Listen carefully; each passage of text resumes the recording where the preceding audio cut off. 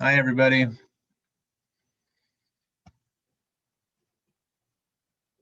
All right, thanks for joining us. Just a quick intro. So as you know, we have Brian Muraresku here with us today. We're really excited to hear from him. He'll give a brief presentation and then we'll transition into Q&A.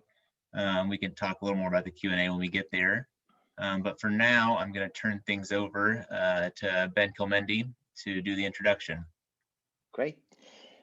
Thank you, William. Good evening, everyone. Thank you for joining us this evening. As William mentioned, my name is Ben Kilmendi. I'm a faculty here in the Department of Psychiatry. And I'm also one of the co-founders of the Yale Psychedelic Science Group. I am particularly excited to announce this evening's speaker, Brian. The work that he's going to share with us, I believe, is a result of a 12-year global hunt and sleuthing for proof about one of the ancient unresolved mysteries surrounding the role of sacred beverages, sacraments, that were routinely consumed as part of the so-called ancient mysteries.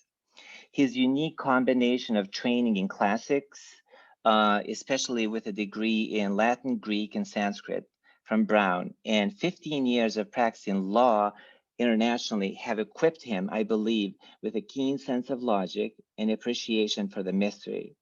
His investigative pursuit was guided by rigorous scientific and analytical methodology and has relied on the most advanced forensic archaeochemical technology. Brian's meticulousness as an investigator and seriousness for scholarship are chronologically captured in his now New York Times best-selling book, The Immortality Key. I believe the findings from his work are of relevance to our work here at Yale with psychedelics.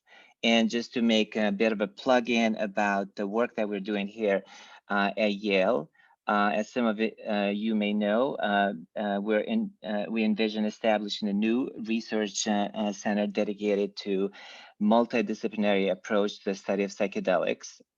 And the idea is to really differentiate ourselves in the fact that we want to support bringing of various strands together to support and grow them and to nurture a multidisciplinary community where cutting edge technology and thought can go in hand to advance psychedelic science.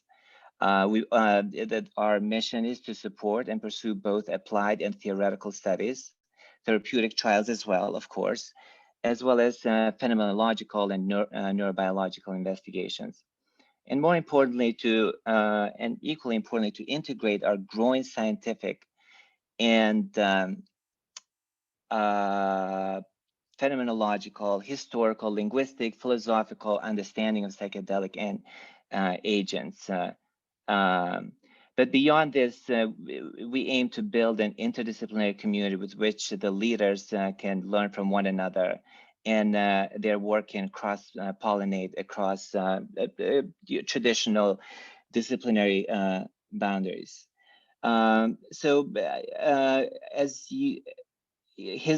Brian's work is particularly relevant to my understanding of how psychedelic research should move forward. But with respect to his findings, rather serendipitously, I believe they are emerging at a peculiar time that parallels the resurgence of academic interest in investigating the therapeutic potential of psychedelic medicines in psychiatry and medicine at large. I believe that Brian has rediscovered and emancipated forgotten knowledge, and using his methodology, fortified a narrative that begs the earnest scrutiny across a range of academic domains. The historical process that his work illustrates is that with the contraction of the mystery, civilizations tend to consume itself, having lost all sense of proportion about itself and about life. Historically acknowledging emancipation of awareness about self-knowledge, relationship to the world has led to positive effects. And as such, I believe Brian's investigative work has demystified, if you will, the mysteries of Eleusis with hope, I suspect, and hopefully we'll talk a little bit about this, to remind us of the individual and collective capacity to remystify the mysteries in order to restore their utility. So without any further ado, let me welcome Brian Muraresku. Brian, Awesome. take it away. Thank you so much. Thanks, Ben. Can you hear me okay? Yeah, awesome. Well, great to meet you guys. It's really exciting for me to be here. I'm a big fan of Ben and everything you were doing. If anything, this book is interdisciplinary, which is why it took me so many damn years to put these pieces together, the full 12 years. So tonight will also be a fun science experiment because it's a race against time. My daughters and my nieces and nephews all went to the beach. I'm here at a beautiful beach community in Uruguay at the moment where we're COVID refugees.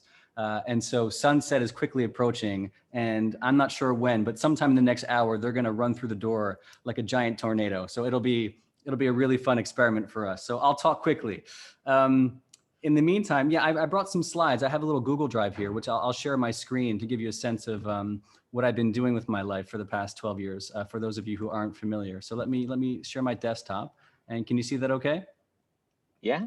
All right, let me full screen this. So for those who don't know, so this is my book, The Immortality Key. It came out in September of last year. And I always like to start by mentioning these two gentlemen, not least of which because of their exceptional attire from the 1970s. Like any good story, this story begins in the 70s, although in many respects it goes back to the 50s and the 1930s.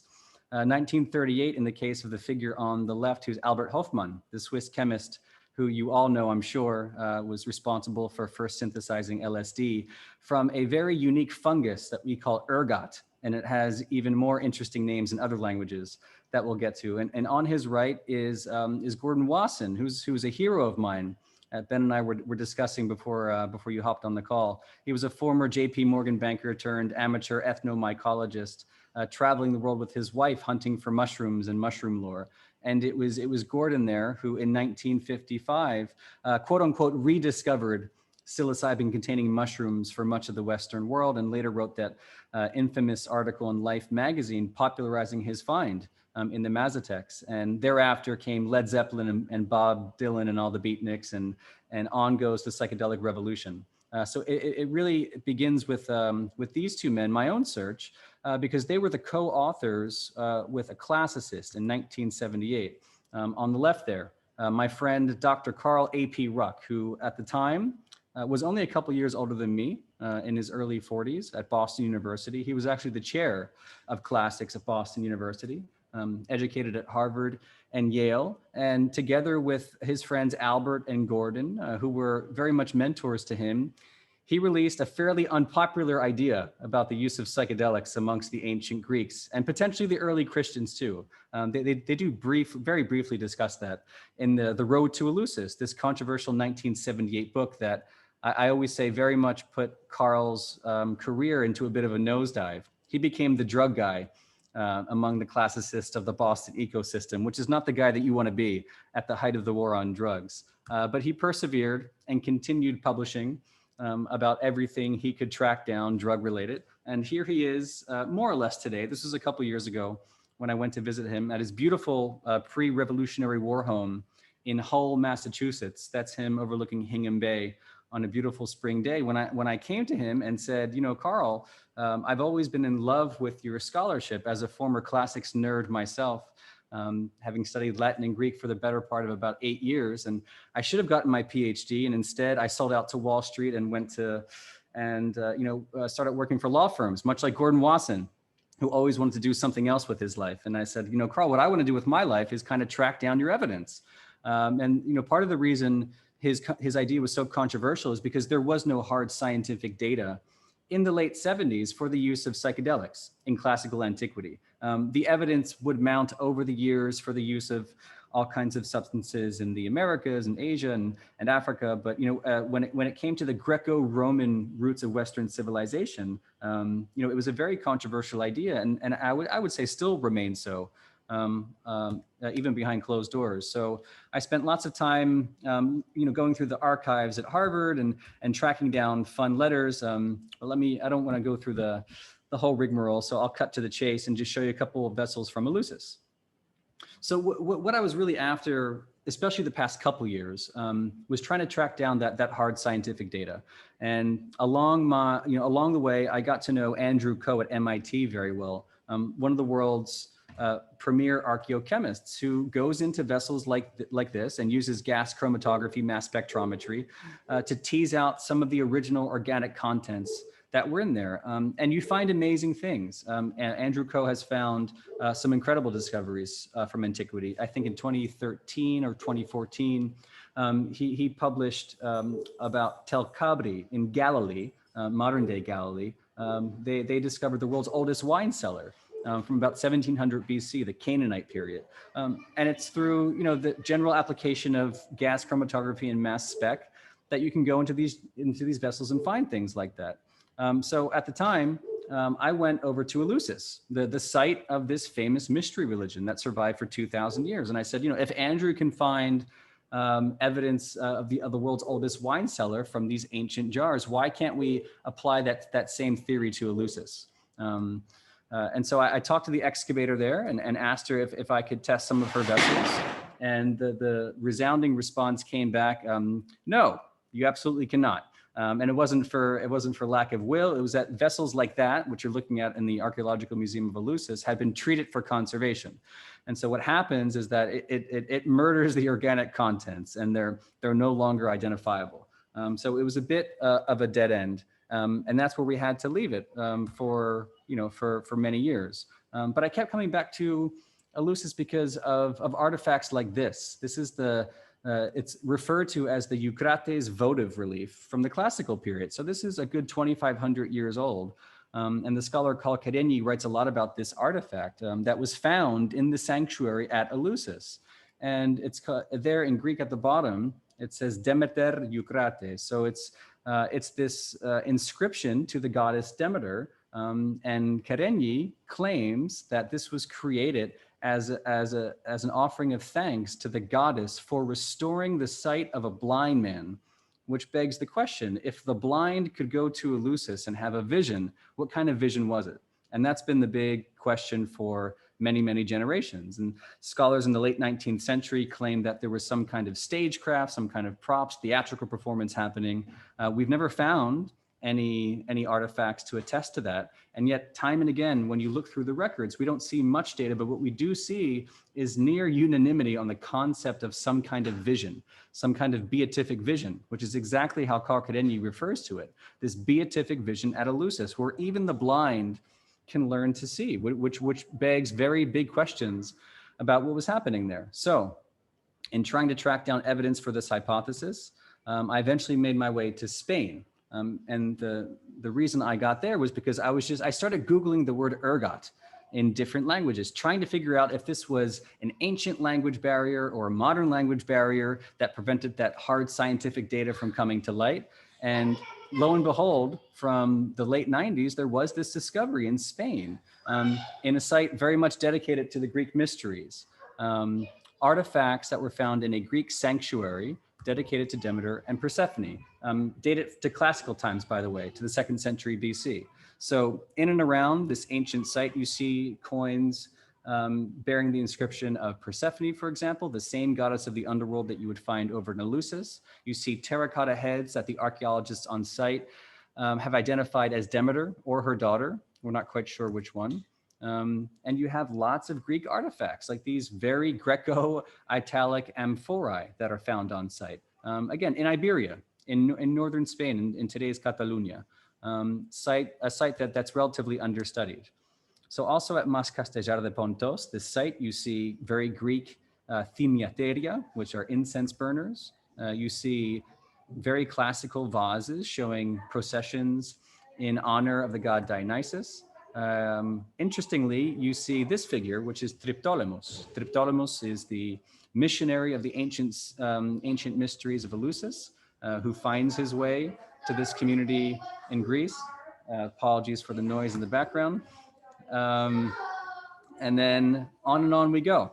If you compare the left and the right, you see two very similar figures from the mysteries.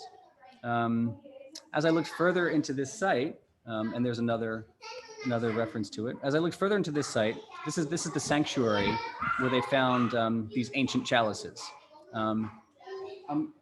As the kids slowly move upstairs.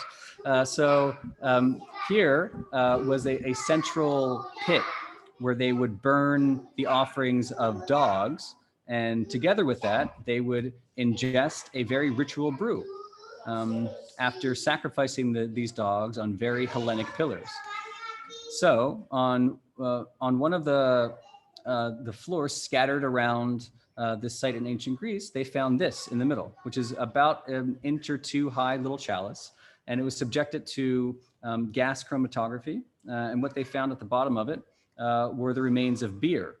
So beer dating to 2,200 years ago, but not just any beer, beer and the remains of ergot. So it's really the first hard scientific data for the use of one of these ergotized potions, exactly as was hypothesized in 1978 by Albert Hofmann and Gordon Wasson and Karl Ruck, for which they were roundly excoriated by the academic community. And here's an artist's representation of what these early rites in Iberia may have looked like. A bit of a skull cult. And inside this same sanctuary, they did find the remains of a human skull. And in that skull, embedded in the teeth, were the microscopic remains of ergot. So it wasn't just in that miniature chalice, it also shows up in the human teeth, which is very interesting. It argues in favor of the proposition of some kind of intentional consumption of this ritual potion, because we do know that ergot is famously accidental in its outbreaks. And throughout the Middle Ages, there are lots of reports of accidental ergot poisoning. But in this case, with that data at the bottom of the chalice and inside the teeth, it really does point to some kind of ritual consumption of a very Eleusinian type potion. The evidence had been sitting there for over 20 years and largely went neglected, I think because of the fact that this finding was published in Catalan, in the Catalan language, instead of maybe one of the more academic languages like English or German or French or who knows. Imagine if this had been found 100 kilometers to the north in France and was published by a French team with backing from Paris. You can imagine that the world may have heard about this 20 years ago. It wasn't the case. So I guess I'll pause there just so I can let some of the noise here die down. And I'll ask if anybody has any questions before I move on to part 2, which is about the ancient wine.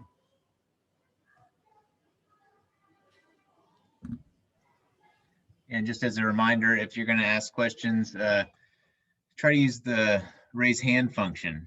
So if you just click on the participants button and then look down at the bottom right, you'll see a raise hand function and I'll be able to call on you.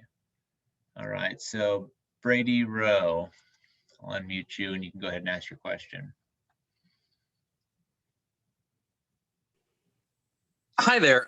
So I'm curious, you made mention that dogs were one of the ritualistic sacrifices. I think to the best, and I'm not a classicist, I'm in public health, so this is a bit out of my wheelhouse, but if I'm not mistaken, one of the gods that got dog sacrificed to her was Hecate, or Hecate, or not entirely sure how the ancient Greeks pronounced that word, so that would be a secondary question. But was she involved in these mysteries? It seems like her this would fit well into the purview of the experience of life between death and that threshold and dogs and whatnot. Can you speak to that in any capacity?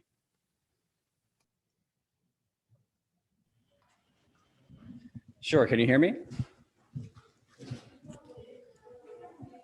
Can you hear my audio?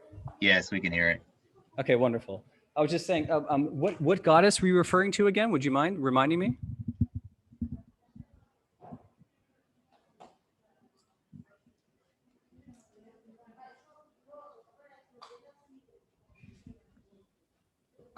Sorry about that. The way Zoom works is we have to request being unmuted, so sometimes it can take a second.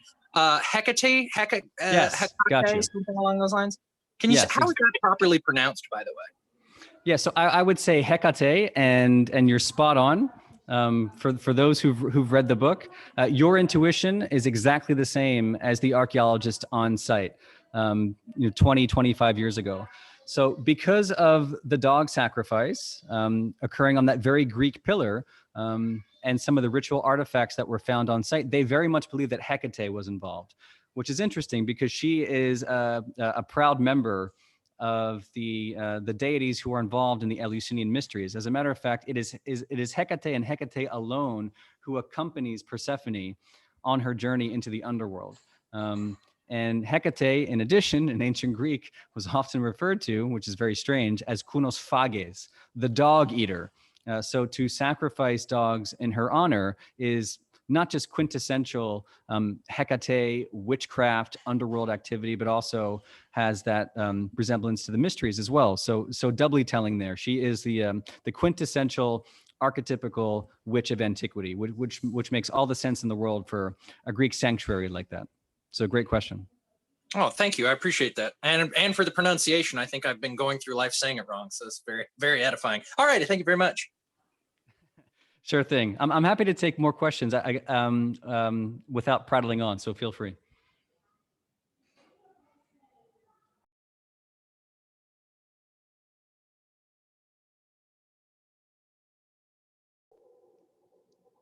Oh, great. Looks like I'm up. Hi, Brian. I just finished your book, and I remember you mentioning either in the book or in an interview that in modern times people had failed to recreate an ergot potion that was psychedelic without terrible side effects. So I'm just wondering if you or any of your collaborators have any speculation on what they might have been doing differently to negate side effects and increase the psychoactive potential. That is a great question. One of those things that, if I were a better chemist, I'd spend more time in the lab trying to recreate. There are folks who are interested in recreating this. I'm the first to say that one of the disappointments for me is that this Kukion potion has not been recreated in the modern laboratory. And there is lots of speculation on what that active component could have been. Ergot, as you might know, is rife with alkaloids, many of them toxic, some of them potentially visionary.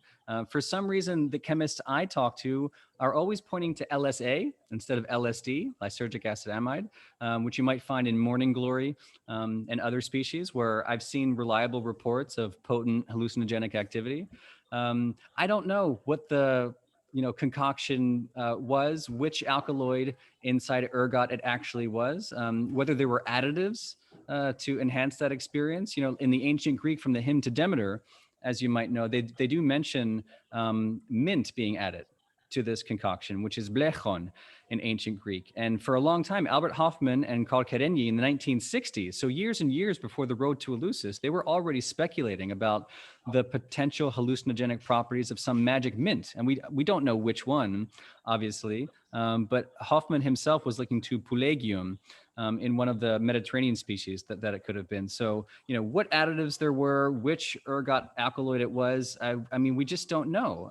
But I do think it's the kind of thing, I mean, it'd be hard to get FDA approval for it on human subjects, but it's the kind of thing that we can assay in the lab to at least try and figure out what was actually doable in ancient times. That's one of my big lingering questions. Yeah, thank you. Thanks.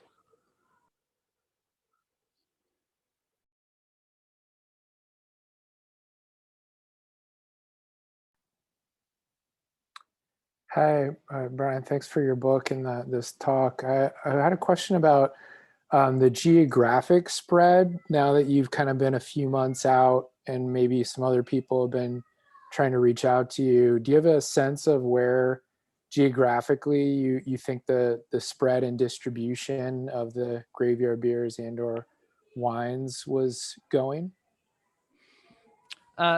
Sure. Would you mind just leading me in an interesting direction? Are you thinking across Europe or in from Europe or out of Europe?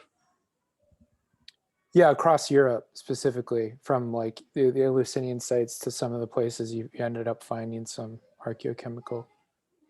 Yeah, that's again another big question because for the longest time, there are reports of Eleusinian type activities happening elsewhere. And in the book, I reference a couple classicists, Denis Demetriou, who talks about that, about like Mas Castellar de Pontos, for example, in Spain, acting as one of these open access sanctuaries. And so the obvious question is this site in Spain alone? Is it really, just a case of hapax legomena, the only place where this was happening? I don't think so. I think it's the site where the first reliable data has come from. But if you look into the Greek diaspora at the time, and particularly in mystery sites, and I've been looking a lot at this, and it's funny how you mentioned since publication. So before publication, I was very focused on Italy. For lots of different reasons, just because the material evidence from Magna Graecia is so strong, especially at the same time in the classical period. But we also know that the Greeks went east, and I've had, without saying too much, some really riveting conversations with colleagues and archaeologists in and around the Black Sea. So we're in modern day Ukraine, for example, and Crimea. Very, very interesting Eleusinian type artifacts have been found there as well. Also rife, for testing. So I think it was equal parts east and west. And I think just like this finding in Spain, by virtue of the fact that some of those discoveries were published probably in Ukrainian or Russian, I think there's lots and lots that we've been missing for the past couple decades. So I'm looking forward to digging more into those. All right, thanks everyone for your questions. If anyone else has questions, I think we'll just hold them until the next Q&A period, and we'll turn it back over to Brian to move on to the next part of his presentation. Okay, great. So I shared my screen again. Is that coming through okay, William? Yes. Okay, so there's more testing to be done, obviously. So the optical microscopy that identified that ergot it's a good 20 years old. I mean, we'd like to do more, but it raises the possibility that if that find is accurate, what does it mean for the second half of Ruck's controversial hypothesis, which is the potential of these potions being used in antiquity? We do know that there is literature that speaks to this, and the manuscript I mention more than any others is Dioscorides. So this is an actual page. I think this is 16th century manuscript of his Materia Medica, which is drafted in the second half of the 1st century AD. So at the same period that the Gospels themselves are being written. In Greek on the left here, you see that at least one of those plants, he describes it as Phantasias ou aedais. This is one of those witchy plants that causes not unpleasant visions. I like how he says it in Latin, imagenes injucundas, not unpleasant visions. So we do know that the Greeks had a deep pharmacological know-how. This is only Dioscorides. There's Galen, who comes later, the personal physician to Marcus Aurelius, for example. Much of his literature remains untranslated, so there could be many more finds in the future. This is how the Greeks thought about ancient wine, by the way. I always like showing this piece to kind of bring it home. This is again classical period. That's Hermes on the left in his guise as psychopomp, taking the dead out of the pithoi, which is the wine jar that was uncorked on their version of Halloween. And what you see is an angel escaping the pithos and demons being stuffed down into the pithos. You can see this gnarly looking demon right there being stuffed back into the wine. So there very much was the idea that these were spirits, right? That spirits lived inside the wine, angels and demons both, and they could be uncorked on special holidays in favor of your favorite wine god.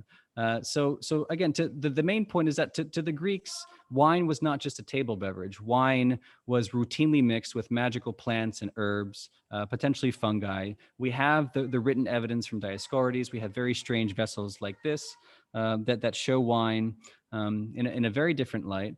And so when you're thinking about the possibility that some of this pagan wine made its way into the earliest Paleo-Christian ceremonies, it sits on at least interesting intellectual ground. This is called the pagan continuity hypothesis, the general idea in the abstract that some of these pagan rites did make their way over into Christianity, which makes even more sense once you begin to look at the New Testament, for example, which, as we know, is drafted in Greek.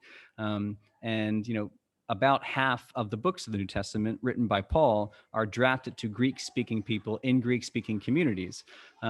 This is from John's Gospel, though, and he uses very graphic language when describing his version of the Eucharist. And I always like looking at verse 54 there. This is John 6:54, where he says in Greek, "Hotrogomu ten sarka kaipino mutohaima eche tsoe naionion," which in English is not the best translated here. It's not too bad.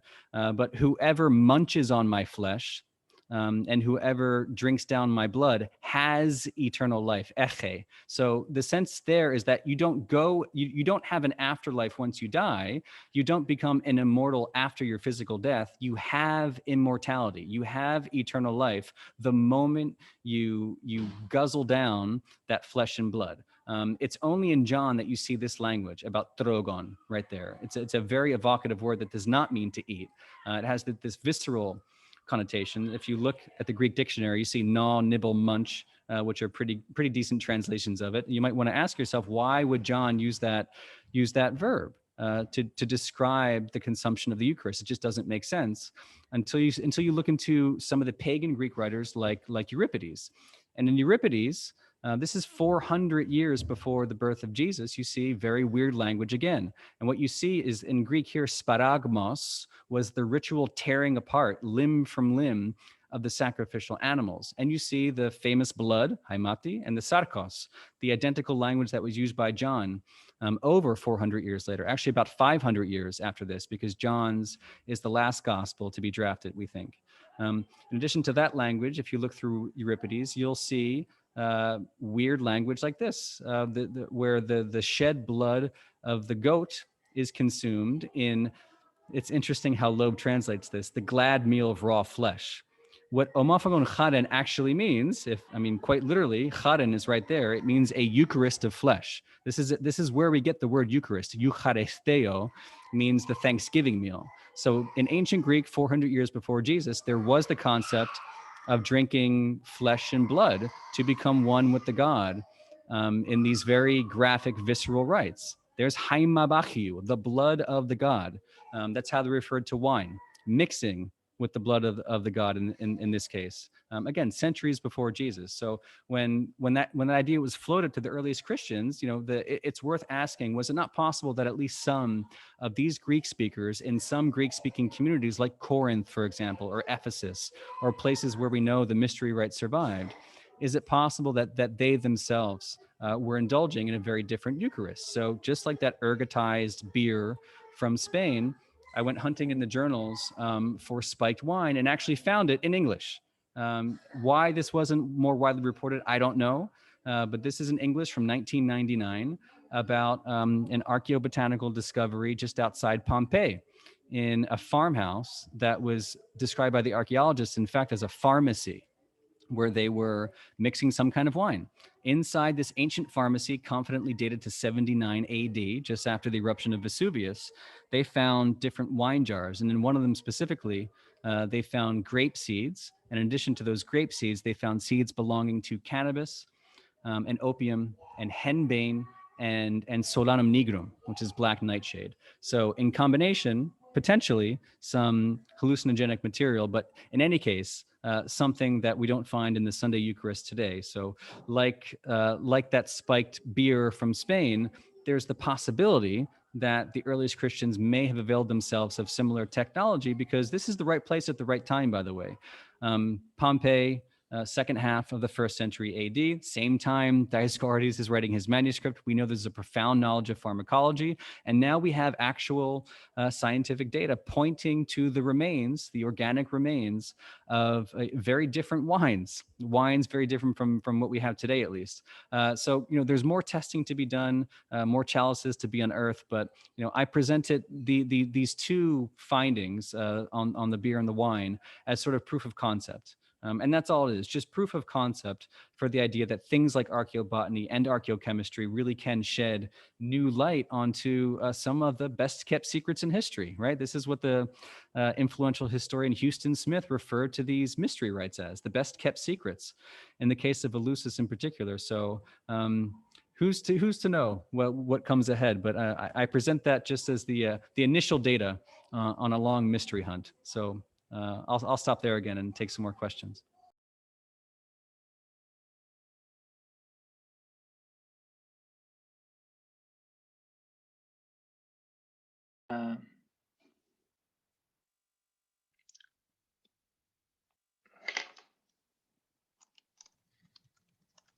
So I'll ask on people. Ben, do you want to Yeah, lead us off with the first question? sure. Can you hear me okay? Yeah, great. Yes. Brian, thank you for just putting all that work together. I know for you, it's just been this laborious extraction that's involved visiting these places and doing archaeochemical work, and putting it all together is no small feat. However, you are operating within the domain of classics, and so I have two questions really. One is, the classics have been kind of neglected as a form of study. The departments are dwindling down, sadly. Do you think that that with your work with respect to the role of psychedelics in classics, that classics there's going to be a renewed interest among classicists, and how have they thought about your work? And secondly, my question, so that was a comment in the first question. I had a question number 2, which is, where do you think, how do you think this your work can actually cross a range of disciplines? And what would be the best case scenario in your case? Okay, good questions, Ben. Thanks for that. I certainly hope there's more attention on the classics, this dying breed of scholarship. The reception so far has been great, to be honest. Yeah. I've had great conversations with faculty at Harvard, for example. Obviously Andrew Coet at MIT, who has a background in classics, by the way, which is why I really enjoy talking to him, because he's one of those few archaeochemists with dual training in both classics and the chemistry. So he never looked at me in a weird way when I would come to him with these strange questions about these ancient beverages. But the reception has been fantastic. Great. And I think that a large part of, again, why these best kept secrets stayed secret is because it took a crazy transdisciplinary team like Hoffman, Wasson, and Ruck to begin thinking about this. And for many, many years, Ruck was one of the very few, if not the only person, taking a look at this psychedelic hypothesis in any kind of sober way. In recent years, it's funny, as I was researching and writing the book and talking to all these different classics professors, including those who disagree with the psychedelic hypothesis, and I mentioned them in the book, I mentioned my conversations with them in the book. Even though they disagree, no one will really say that something like Eleusis was not powerful. Even the hardened skeptic will say there was something ecstatic going on there. And one of the classicists I mentioned in the book uses that word because there was this association of Dionysus and madness and frenzy, even in the rites of Eleusis, which were supposed to be this very state administered affair. There was ecstasy happening. So it begs the question, was this really just a theatrical performance, or was one of those potions like we found in Spain, was some variant of that actually on the menu at Eleusis? It's still an open question, but I hope now that, if anything, that young folks out there take another look at Latin and Greek and maybe decide to pursue some of these mysteries, because there's plenty more to study. In terms of the interdisciplinarity, it's my hope would be to be able to incubate conversations like this one with your colleagues, for example. I've been having great conversations with folks at Harvard. You have a brilliant team there, and the team you've put together, I think, is just really unique. To think of psychiatrists talking to chemists, talking to mythologists, talking to paleoanthropologists, talking to biblical scholars, talking to students of theology and divinity studies, talking to ethno-psychopharmacologists and on. I mean, to me, I think that's how you find answers, is unsiloing these conversations. And I'm speaking to the converted here, Ben. In fact, you've taught me quite a lot about that in recent months. So I would turn the question back on you. But I think everything you're doing, for example, is the kind of thing that we should be paying attention to and helping to fund. So thank you. Thank you. I'd just like to ask a follow-up question on that. So it seems from my understanding, there's not much in the written history of firsthand accounts of what happened at Eleusis. It's like, I mean, as you were saying, it seems that something very powerful was going on there for it to be talked about for so long and to exist for so long. But I was just wondering, like, what do we have in terms of, like, are there any written firsthand accounts? And if not, like, why not? And what your thoughts are on that? Good question. Yeah, we have clues. We have bits and pieces and clues. To give you one big statistic about the ancient world in general, and I mentioned this in the book, scholars think that of the total output that was produced, the literary output in antiquity, we think we have about 1% of what was produced, which tells you something. Now, within that 1%, when it comes to the mysteries of Eleusis and the other mysteries, you're talking about secrets. These were forbidden from being talked about, at least what you saw inside that temple. If there was this beatific vision, right?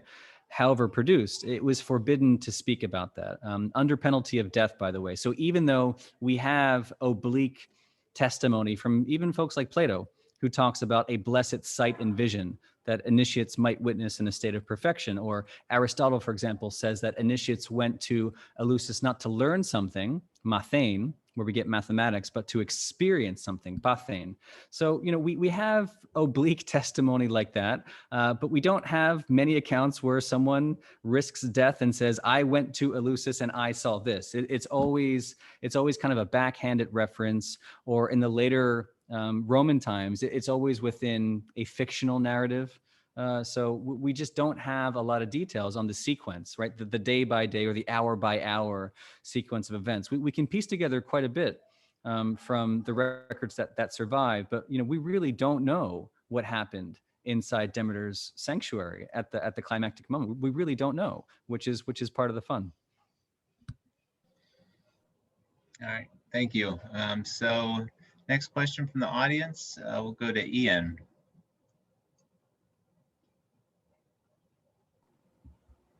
Hi there.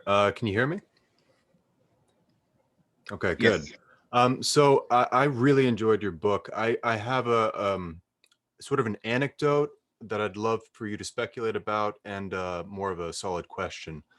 The anecdote was when I was listening to the book, and it was referencing Hecate and the various solanaceous plants that are associated with her. I was reminded actually of a trip report I heard about, I believe it was someone who was taking Datura, the North American variety. And they described something that was eerily similar to the mythology of Hecate. And they even referenced that they interacted with a goddess who was protected by a large black dog. And the interesting thing was, because he didn't seem to be aware of Hecate at all, because he referred to this entity as Tola Ashi, which is the the Native American term. So I just thought it was fascinating that he had this experience with Hecate by another name, essentially, not even knowing of the Greek myth. He describes going into a like an underworld-like world where there are dead souls and things. It's absolutely fascinating. Wow. The question, though, I don't know if this is too much at once, but the question, though, is with reference to the Dionysian rites and the consumption of raw flesh and blood, particularly, I believe, of goats. Is it possible that they were using the goats to essentially process the psychoactive compounds in the same way that shamans would use reindeers in their excretions, or their urine, essentially, to process something like a, what was it? The Amanita muscaria mushroom? Mm-hmm. With less urine, more blood, perhaps? It's possible the blood is psychoactive? All good questions include the phrase "less urine, more blood." So thank you, thank you for that, Ian. No, I'll ask Ben to please share my email with everybody here. I'd love to be in touch for exactly that reason. I've never read that trip report. I would love to read send that. It was the Please. eeriest thing in the world. I went back and listened to it again, and I was like, oh my God, he met a goddess somehow. Without even knowing it. If I'd known about that, it absolutely would have made it into the manuscripts. I just now I'm kicking myself for conversations like this. Yeah, so please send that along. It's funny because you mentioned Datura. The very first archaeochemical evidence for the relationship of psychedelics and rock art or cave art was just published in November, I believe, and reported by everyone from Nat Geo to CNN. If you just Google Pinwheel Cave and Datura, you will see some of the very first evidence for the use of those tropane alkaloids present in Datura in California from about 400 years ago. So not highly antique, but ancient enough to show continuity of these powerful hallucinogens, at least in the Americas. So at the Pinwheel Cave there, they did find the organic remains of these quids, like chewed up Datura material. So we do know that those tropane alkaloids are very strong. The same tropane alkaloids, by the way, that you find, as Ian mentioned, in the solanaceous plants. So when I read about that find in California, and now this trip report, I mean, this data tends to triangulate. It really gives credence to the idea that that spiked wine in Pompeii, for example, which contained henbane and black nightshade, the same solanaceous plants, and the same kinds of plants, by the way, like mandrake, belladonna, et cetera, that you find in the witches' ointments during the early modern period. It really does lend something to the fact that these plants were always associated with goddesses and witchcraft for some reason, which is just very strange. It leads you to wonder whether or not people do meet the same kind of entities under the right conditions. So fascinating stuff, Ian. All right, our next question comes from Ron Nasher.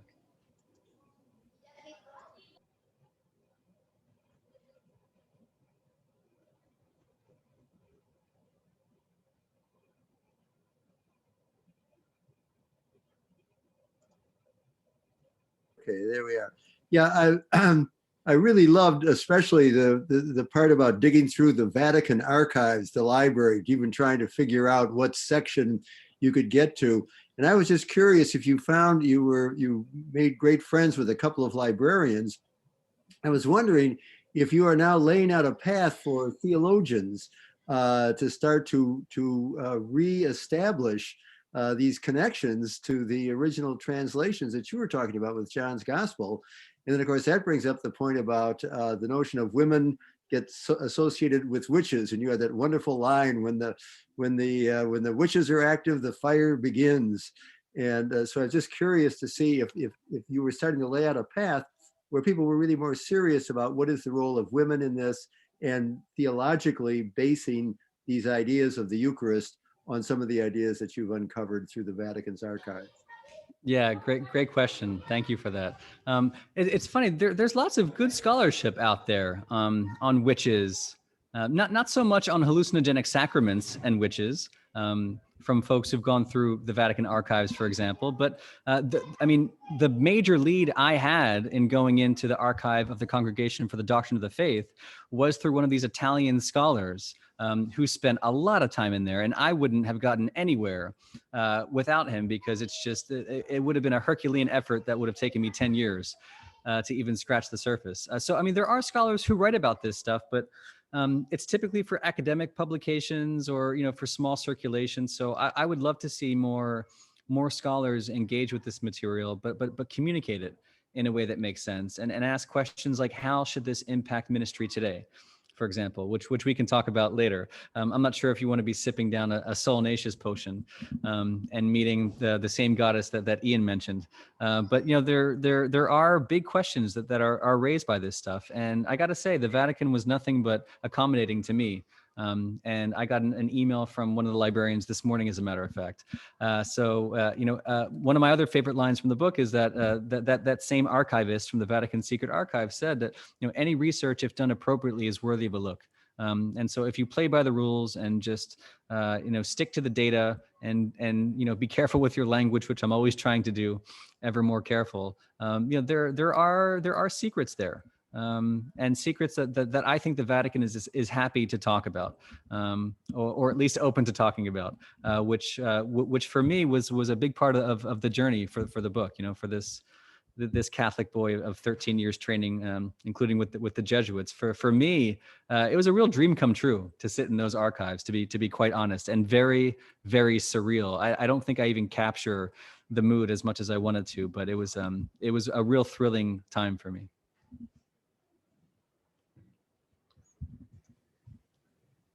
Our next question comes from David Matuski. Hi, thanks for speaking with us, Brian. I guess perfect timing really for me, because I just happened to finish your book last night, so it's pretty fresh with me. And it's clear you put a lot of work into it, but it's a labor of love. You're very passionate about it, and it combines probably three of my favorite things, which are travel, anything dealing with the brain, in history. So it's pretty spectacular. I guess my questions really are a couple things. I mean, you're very upfront and honest. There isn't that smoking gun there. And I guess I'm curious, since the time you've published, it seems like you got these great connections, probably a lot of other people you've talked to. Do you feel like we're closer to that? Do you feel a little bit more hope that some of that smoking gun or evidence of that smoking gun would come? And if not, maybe a little different way, and that is that maybe it's not necessarily like a mainstream kind of thing, but is it a bit fringy, and it's always been there, kind of like how it is now? There's always been a certain, sect, you could probably argue, of all society that's been mystical. Right. Good questions.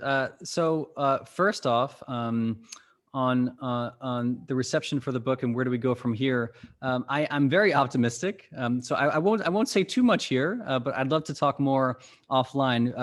I think that we'll be making an announcement next month in terms of faculty support that we've been getting and funding as well, who are very interested in turning, archaeochemistry onto this issue, and doing so in all the ways that Ben and I were talking about, in the most interdisciplinary way that really unites all these different disciplines that I think have to weigh in on this. And I really do mean from paleoanthropology, looking millions of years in the past, to biochemistry, and where we go from here, and what it all means for the future of medicine and religion and society at large. There's lots of big questions here, and thankfully there's interest from donors who'd like to see more research done in a sober way on these issues. So I wish I could share more, but I'm happy to talk offline.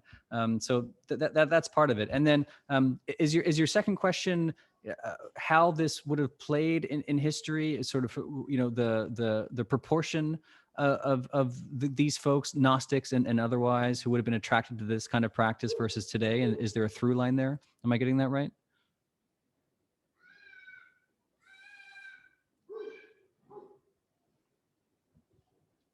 If not, I can. Sorry, no, yeah. I was muted there. Yeah, I mean, I guess one question I have when I was reading your book was just the idea that, I mean, there are, and like you said, it's kind of like the first pass in some ways. This is just some preliminary evidence, but it makes you curious that maybe it wasn't so widespread. In fact, that it was just a relatively minor bit of the culture that maybe was doing this. And you could argue it's not that dissimilar from current times, where some people participate in this, but not the mainstream, if you would. And I wonder if it's a similar thing like that that's been going through basic law of recorded time. Yeah, I ask myself this question a lot. We don't have hard and fast numbers on what this was. At the very end of the book, as you probably read, I don't think it was a majority of churches that were involved in this practice. I'm not sure how many. Somewhere between 1% and 49%. It's impossible to say how widespread this would have been, but we do know that there were lots of Gnostics, right? And Morton Smith does try and put a number on the attraction to a magical Jesus, and it's a big number, going over centuries and centuries. So how that would have survived and affected folks today, if you look at mystical contemplative practice today, there is a through line there. And so I think the hypothesis does stand on decent ground that there were always people who were attracted to this kind of practice, psychedelic or otherwise. I mean, just mystical practice. So I'd love to have harder numbers on that. And I guess the data will tell us one way or the other. Awesome. All right, the next question is from Alejandro Molina. Alejandro, good to see you here.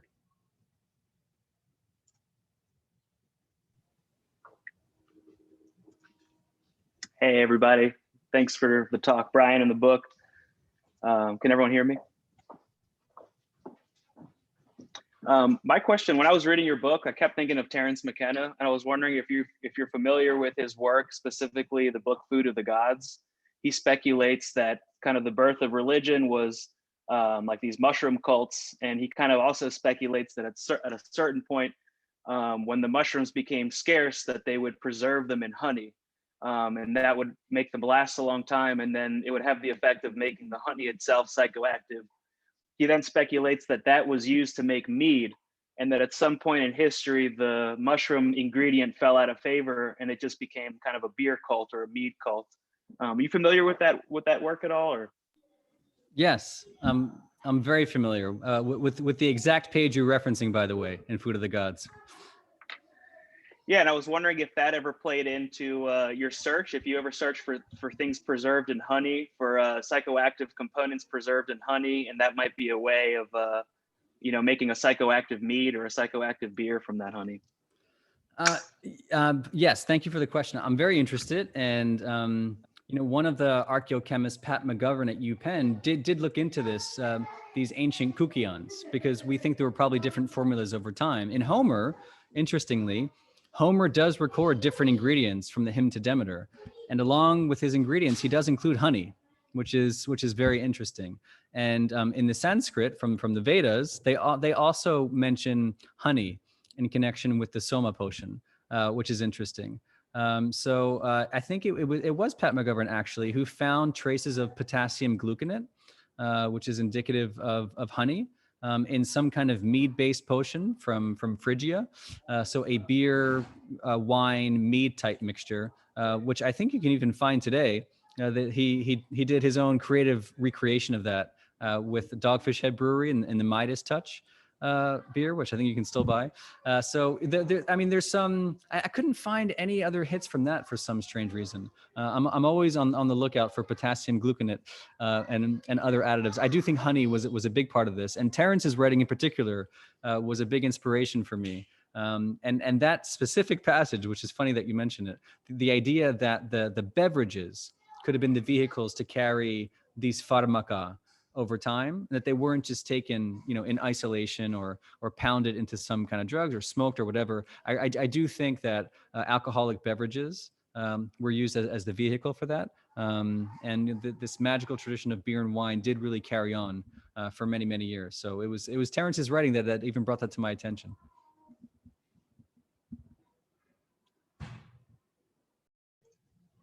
All right, the next question is from Matt.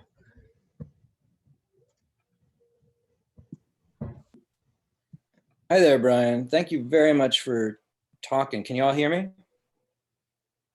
Okay. Thank you very much for talking to us today. This is really, really great. I enjoyed your book as well. And one of the things that you attempt to do is sort of go back as deep in time as you possibly can to see where the pharmaca might have begun to intermediate across the threshold between life and the afterlife. And you go back to Göbekli Tepe, and then, as you mentioned earlier, you go back to the cave drawings, and a lot when we ask these questions, there's always this basic idea: well, is something innate or is something invented? Is this a technology or is this invented? And it made me go back to the work of Giorgio Samarini, who briefly in his books Animals and Psychedelics refers to a scientist named Spiegel, and there's this little paragraph I'll read, and I'm curious where you think this what you think this could do for the study. Siegel once observed a couple of Hawaiian mongooses ignore their usual diet of meat, eggs, and fruit to chew on the seeds of some morning glories growing in their outdoor pen. The two animals twitched their heads and wandered in circles, then stayed still for several hours. In the following months, they ignored the seeds entirely. But then, when one of the mongooses died, Its mate returned to the morning glories, chewed its seeds, and became intoxicated. So there you have it. You know, this thing that we do could be innate to being mammals, possibly. What do you think? Yeah, no, thank you for that. And it reminded me to properly answer Ian's question too on the animal usage. Samarini's book is fantastic. I have that book in Italian. And in my own book, I mentioned another paper by Alan Piper, who talks about animal ingestion of psychedelics, particularly with respect to juniper, goats and juniper. Now, I'm not familiar with any psychedelic juniper growing in and around Greece, but there is a very toxic visionary species that does thrive in the Himalayas and in and around the Hindu Kush of juniper, which is really interesting actually. And so is it possible that just like the reindeer, that you would feast on goat flesh, the goats having metabolized some of the more toxic alkaloids, and some of the more potent visionary ones been transferred into their blood or other fluids. It's really interesting stuff. And I do think that the use of psychedelics precedes our species. If there's a drunken monkey hypothesis, there's got to be a stoned ape hypothesis, at least worth looking at as a hypothesis. So we do know that monkeys get drunk. Were they also doing mushrooms? Or at least some archaic hominid in the deep past? And these are the questions I really, really want to take a deeper look at in my next book. So thank you.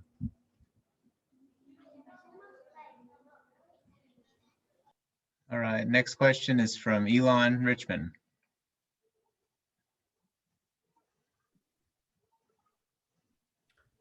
Hey, Brian, thank you so much for your book. Your book comes at a very interesting time in psychedelic history. And it's, I guess, the second book in this modern era to really reach the public ear after Michael Pollan's very successful book. And I'm curious to know how you think about our current historical standpoint in psychedelics as it relates to ancient and more traditional uses. I think it's coming at a time now and through a vehicle of science and mental health and capitalism. And I wonder if you have any thoughts on how we can do that responsibly while respecting the ancient use. Thank you. If I had the answer for that, I'd be equal parts a billionaire and fully enlightened.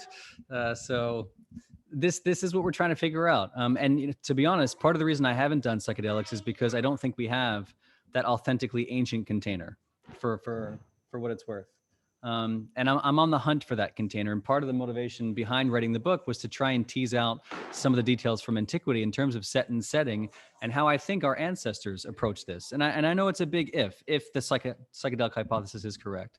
If it's correct with respect to Eleusis and the Dionysian mysteries and Paleo-Christianity, what you see there is real intention. You see a real sense of community. You see lots of preparation, at least in the case of Eleusis, potentially 18 months of mentorship and guidance before going through that culminating experience of a lifetime. The same in Christianity, you see a deep sense of community, a deep sense of trust. It's funny, the early Christians were known for that. The strange sense of boundary dissolving love. The word for that is agape in Greek, the love of community and the sense of charity and goodwill. People went to these ceremonies to find goodwill, to find charity in largely small settings. So when I think about how we can bring that into the 21st century, I don't know. I do think about retreat centers. I do think about ways to distribute this model. I do think the pharmaceutical industry is playing a role in bringing this to public attention, and I do think that there is a capitalist methodology that doesn't have to be nefarious and result in harm to the planet or people. I do believe in the triple bottom line, people, planet, and profit. If that's a way to distribute medicine to folks in need, and there's a way to do that ethically and equitably, maybe it's something worth looking at. I just think we don't have all the pieces right now, and I myself wouldn't like to see the over medicalization of these drugs, but it will be part of the distribution system for sure. And I think along with that, after FDA approval, you'll see other systems pop up. And this is what ecosystems do as they interact with each other. And I hope that everybody keeps some of the history in mind, and that there were sacred roots to the West. And we did have containers ourselves for trying to nucleate these practices, it seems.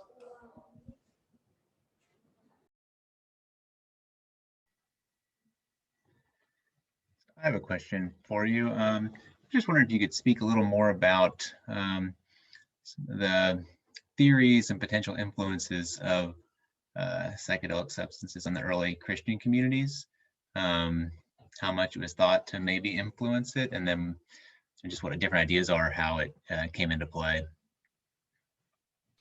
Sure. I mean, that's the big question I ask in the second half of the book. I'm always looking for harder data for that. All I could find was that wine find from Pompeii. But the literature on, in addition to that, the literature is very provocative. I mean, I showed only a couple lines from the Gospel of John. There's lots of other really graphic lines there about what may have been happening. And there's lots of Gnostic literature, obviously.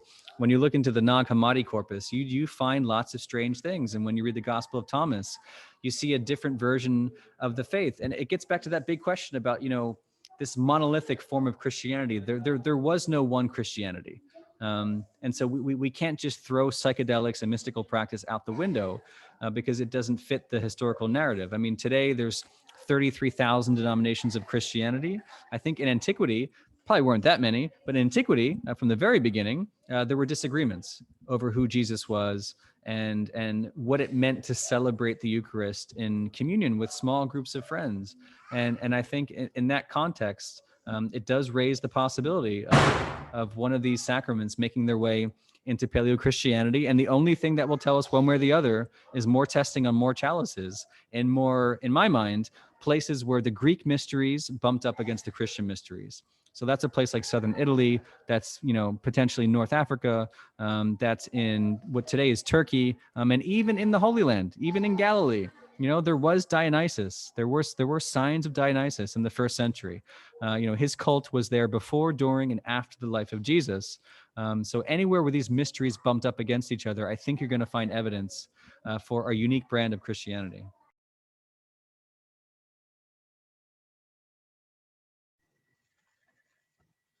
All right. Are there any other questions? I don't see any hands raised, and I've been watching the chat. I haven't noticed any questions pop up. I'm sorry if I overlooked your question, but feel free to raise your hand or type it back in. I didn't notice any.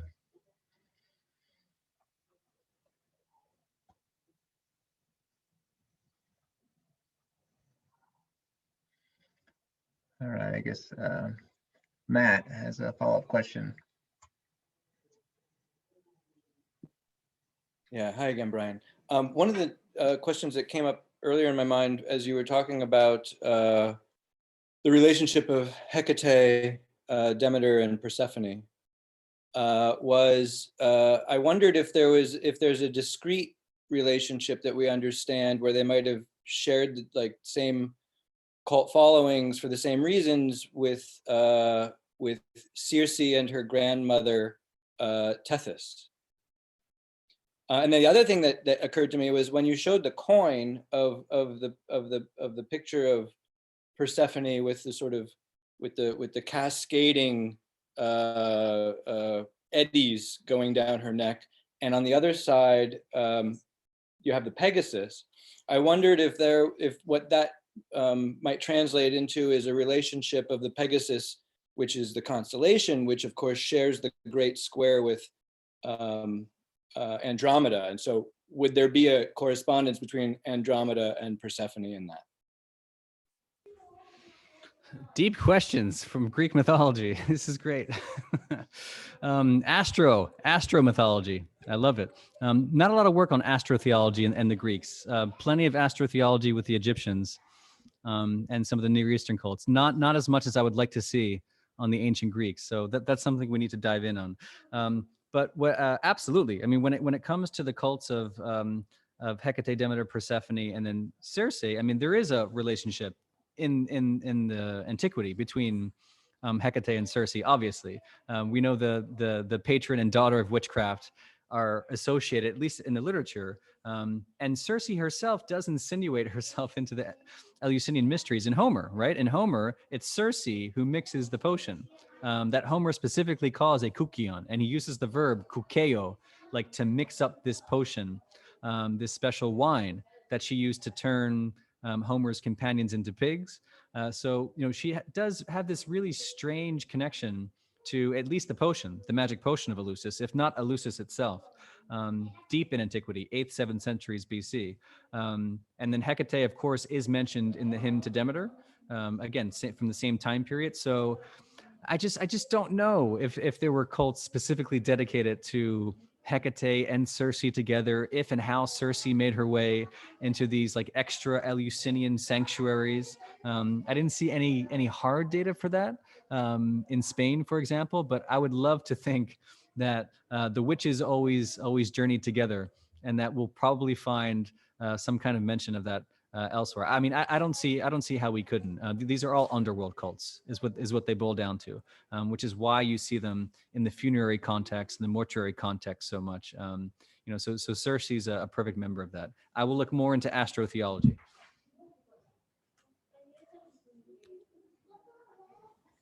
All right, Oliver Williams.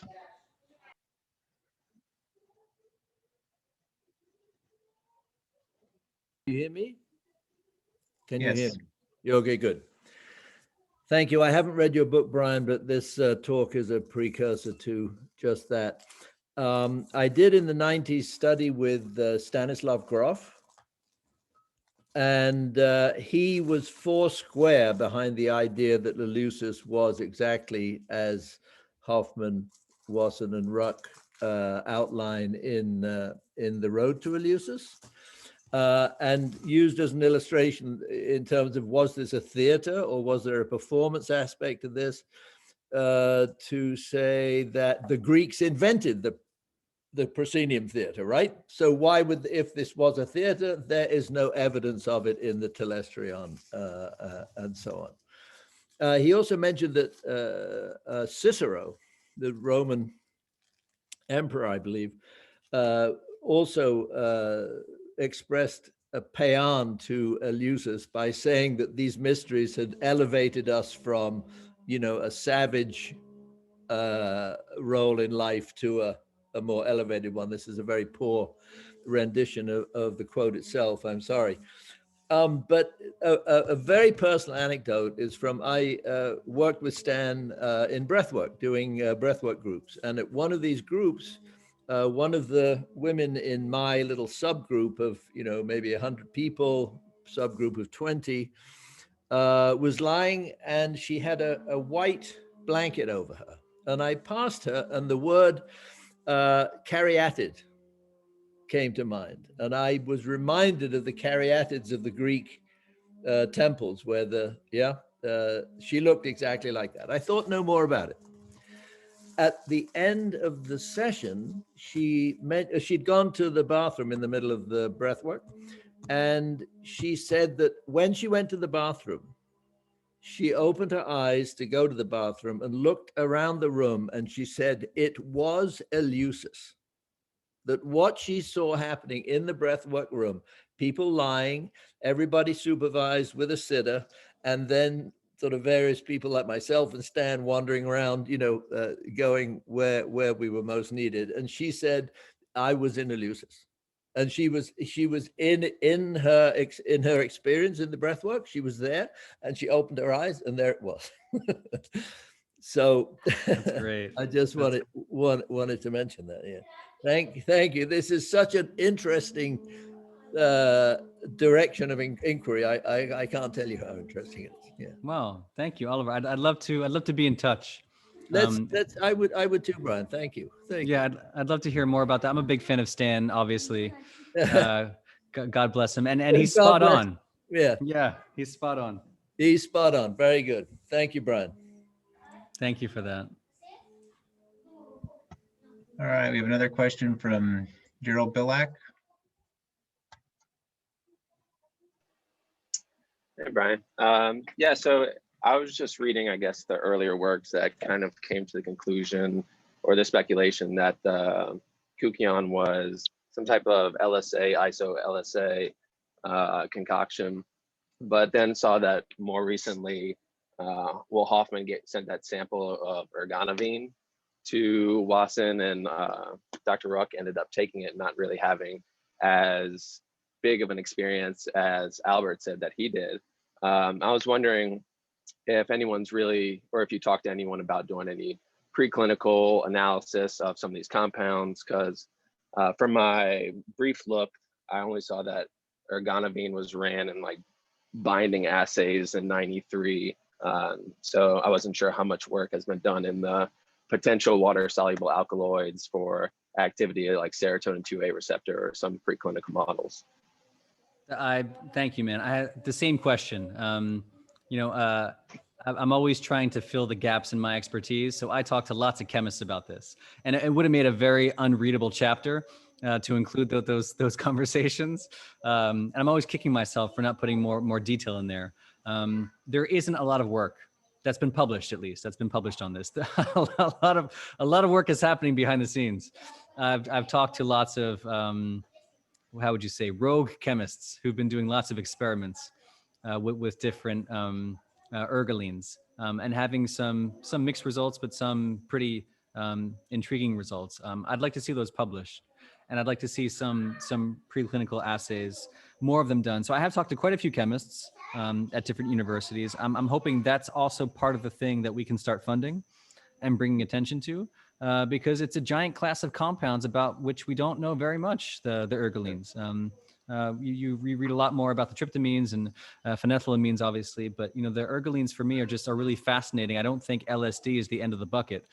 So I'd like to see more work on LSA and the others. And also, again, happy to be in touch to talk more about it. It sounds like you have some good ideas.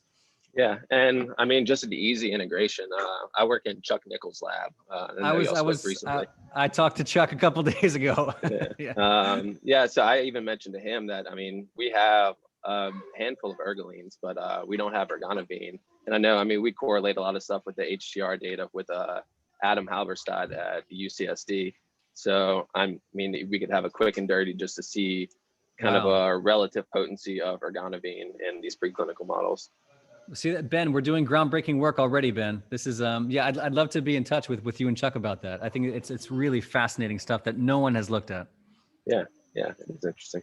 Yeah, thanks for being a big proponent of the work. Thank you for that.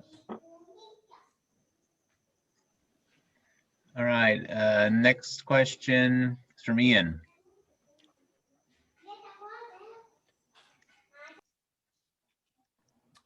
Hey, sorry, one more question.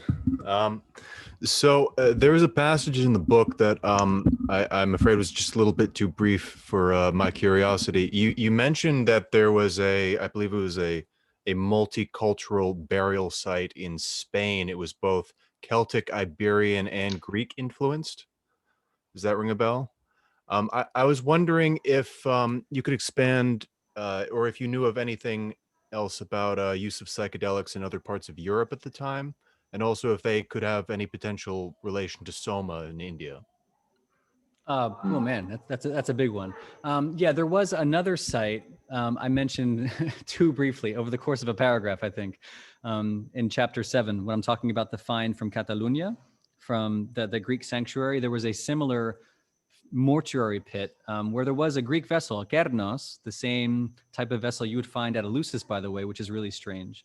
And in it, there was more of these solanaceous plants that you were talking about earlier, which is interesting. And but just like in Mas Castellar de Pontos to the north, they do see this mix of like Celtic and indigenous and also Greek influence. So it's something that was in Iberia at that time. And we're not sure why. The bigger question is, what does that have to do with the Indo-European tradition? And can we trace any of that to what went east? And that is as speculative as we could possibly be. It's much of my chapter 6 on the Indo-Europeans is high heresy in terms of Proto-Indo-European going back 12,000 years. I mean, I don't believe that's the case.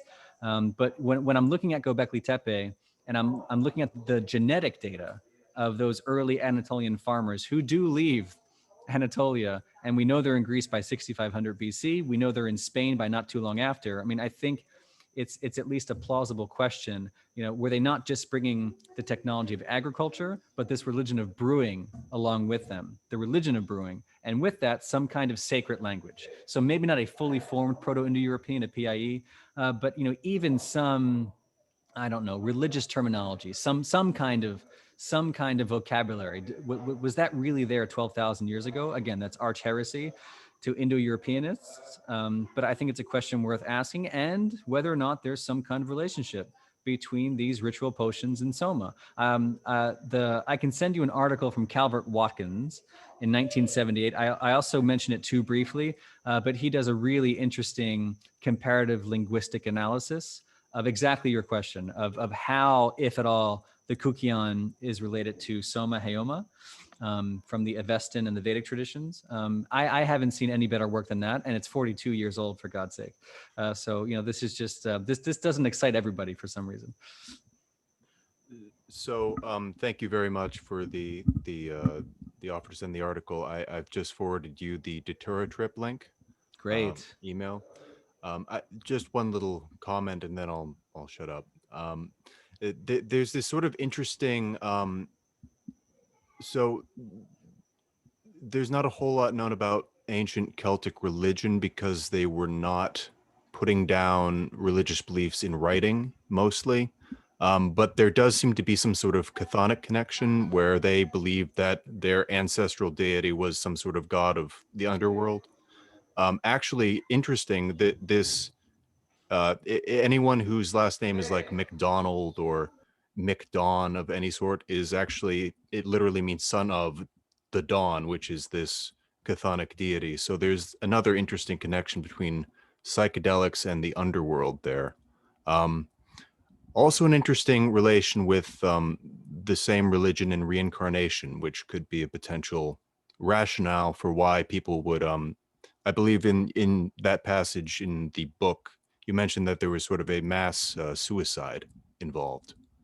So that could potentially be part of the psychology there of reincarnation. That's really interesting. Yeah, Ian's referring to it's in Latin, it's called devotio, and the devotio from central Spain there in the Valladolid, the Pintilla archaeological site, it was a mass suicide around the political leader, which is really strange. And in addition, you know, chalices that were in fact spiked with solanaceous plants, which begs the question, why the heck were they doing that? Yeah, I think it's great stuff. And the Celtic is I've gotten lots of outreach from people after publication on the Celtic influences, which I need to read more about. Great, thank you.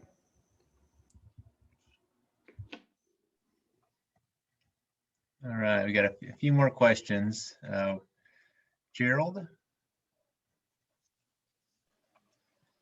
Yeah, this question kind of spurs from, I've recently started reading some Arya Kaplan, and he kind of goes into a similar thing that I've kind of experienced with you, where you see these out of date terminologies kind of being rediscovered in more modern times and really shifting the perspective of how these interpretations, their significance. So I was wondering, specifically with him, he goes into meditative practices and a lot of like biblical figures. And I was wondering if there were ever any references in like classic literature or these kind of like archaic literatures about any of these rites or these rituals with some type of meditative practices.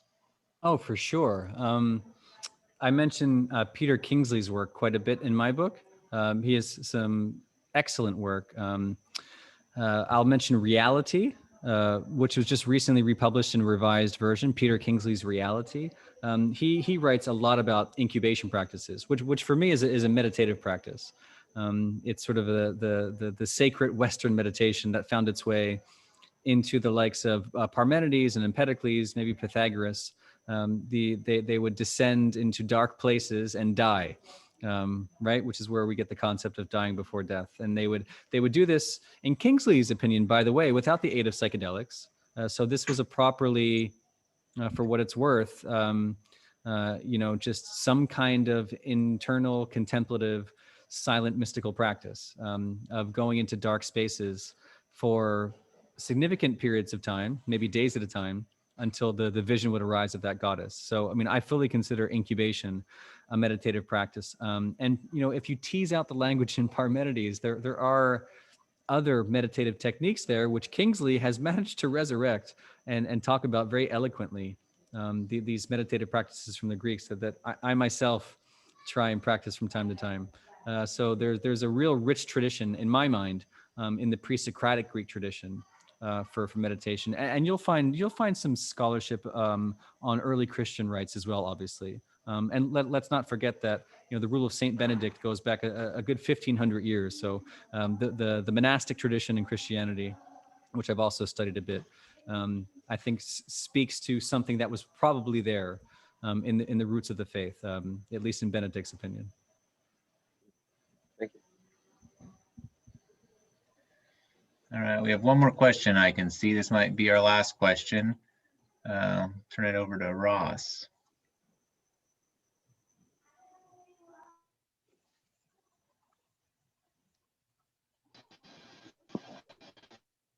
Hey Brian, I love the book. I was really into the Gnostic Eucharist chapter, and this is not how they teach the Gospel of John at the Divinity School. So I love the approach, and yeah, I'm just curious what potential you see in this, like opening up commentary on the Gospel.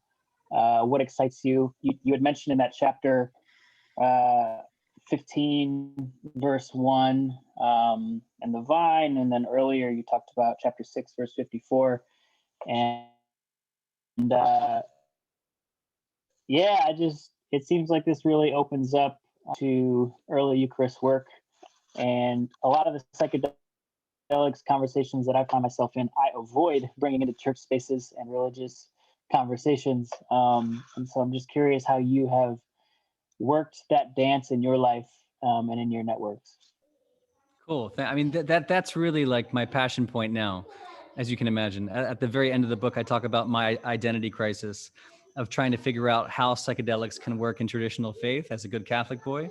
I do consider myself a Catholic boy, and I am looking for meaningful ways for how this might work inside Christianity. And again, I come back to the monastic tradition.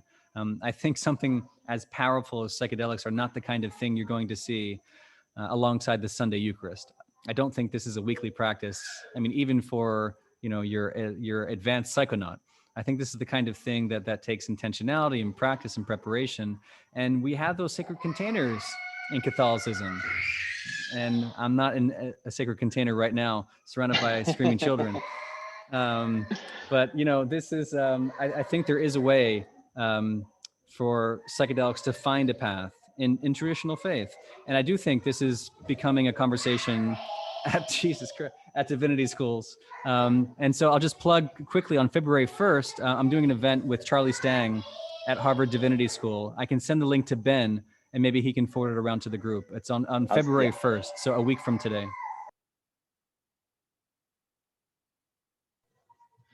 Awesome, that sounds great. Yeah, we can definitely send that link out to everybody. I think that's a good place to wrap. Brian, I want to thank you a lot for being here. It's been awesome.